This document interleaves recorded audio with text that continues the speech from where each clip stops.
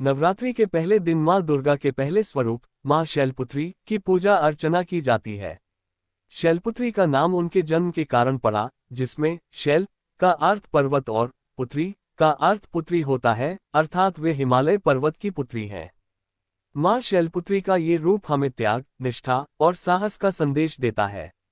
प्राचीन समय की बात है, एक छोटे से गांव में एक साधु रहा करते थे।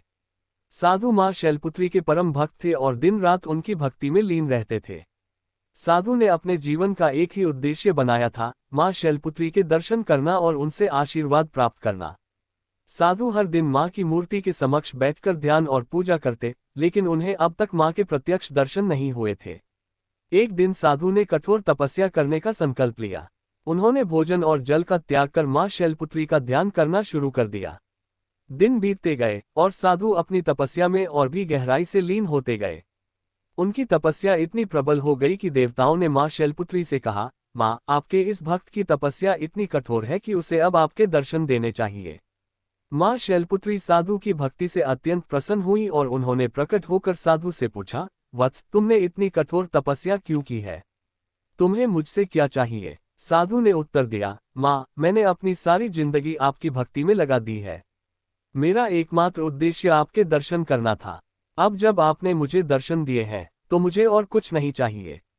माँ शैलपुत्री साधु की निस्वार्थ भक्ति से प्रभावित हुई और कहा, तुम्हारी भक्ति से मैं प्रसन्न हूँ। मैं तुम्हें आशीर्वाद देती हूँ कि तुम्हारे गांव में कभी भी कोई भूखा नहीं रहेगा और वहां सदैव सुख समृद्धि का वास होगा। माँ के इस आशीर्वाद से साधु अत्यंत प्रसन्न हुए और उनका गांव सचमुच समृद्ध हो गया। वहां कोई भी व्यक्ति कभी भी भूखा नहीं सोया और गांव में हमेशा शांति और समृद्धि बनी रही।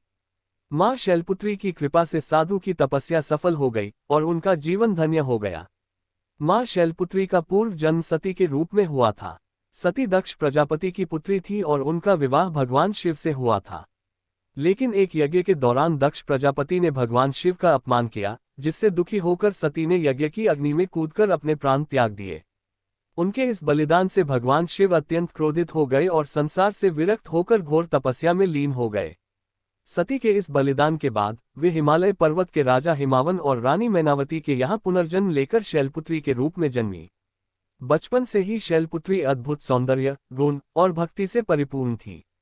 उनकी भक्ति इतनी प्रबल थी कि लोग उन्हें देवी के रूप में पूजने लगे थे। शैलपुत्री ने जब बड़े होने पर सुना कि वे अपने पिछले जन्म में सती थी और उनका विवाह भगवान शिव से हुआ था, तो उन्होंने यह निश्चय किया कि वे फिर से भगवान शिव को ही अपना पति बनाएंगी। शैलपुत्री ने अपने इस उद्देश्य को पाने के लिए कठोर तपस्या शुरू कर दी। वे हिमालय की बर्फीली चोटियों पर बैठकर भगवान शिव की तपस्या करती थी। उनके तप और समर्पण ने देवताओं को भी चकित कर दिया। उनकी भक्ति को देखकर देवताओं ने भगवान शिव से कहा, भगवान, शैलपुत्री की तपस्या इतनी कठोर है कि आपको उन्हें दर्शन देने चाहिए। भगवान शिव ने शैलपुत्री की तपस्या से प्रसन्न होकर उन्हें दर्शन दिए और उन्हें अपनी अर्धांगिनी के रूप में स्वीकार किया। इस प्रकार शैलपुत्री का पुनर्जन्म सफल हुआ और वे भगवान शिव के साथ विवाह सूत्र में बंध गई। शैलपुत्री का ये रूप हमें सिखाता है कि सच्चे प्रेम, त्याग और निष्ठा से जीवन में कोई भी लक्ष्य प्राप्त किया जा सकता है।